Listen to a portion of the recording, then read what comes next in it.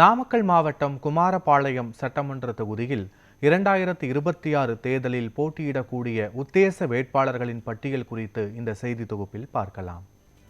திமுக சார்பில் முன்னாள் ஊராட்சி மன்ற தலைவர் எம் வெங்கடாச்சலம் போட்டியிடுவார் என எதிர்பார்க்கப்படுகிறது. இவர் 2021 தேர்தலில் இந்த தொகுதியில் களம் கண்டவர் என்பது குறிப்பிடத்தக்கது.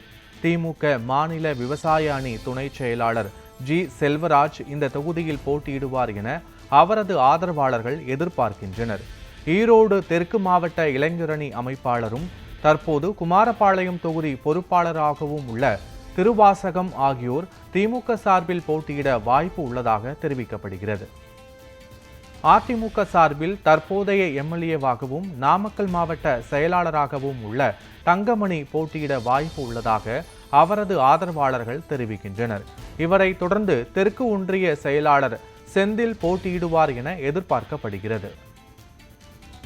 பாரதிய ஜனதா கட்சி சார்பில் மாவட்ட துணை தலைவராகவும் குமாரபாளையம் தொகுதி இணை அமைப்பாளராகவும் உள்ள கனகராஜ் போட்டியிடுவார் என எதிர்பார்க்கப்படுகிறது.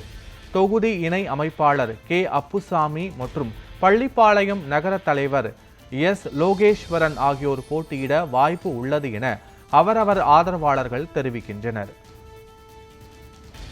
காங்கிரஸ் கட்சி சார்பில் நாமக்கல் மேற்கு மாவட்ட தலைவர் டி சதீஷ்குமார், முன்னாள் மாவட்ட தலைவர் மற்றும் மாநில செயற்குழு உறுப்பினராக உள்ள பி.டி. தனகோபால் மற்றும் முன்னாள் மாவட்ட தலைவர் செல்வகுமார் ஆகியோர் போட்டியிட வாய்ப்பு உள்ளது என கூறப்படுகிறது.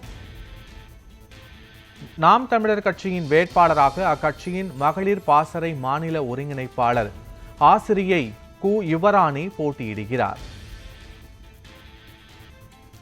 தமிழக வெற்றிக் கழகம் சார்பில் மாநில துணை பொதுச் செயலாளர் விஜயலட்சுமி, முன்னாள் ஒன்றிய கவுன்சிலர் எஸ் பொங்கியன் மற்றும் மாவட்ட செயற்குழு உறுப்பினர் சதீஷ்குமார் ஆகியோரில் ஒருவர் போட்டியிட வாய்ப்பு உள்ளது.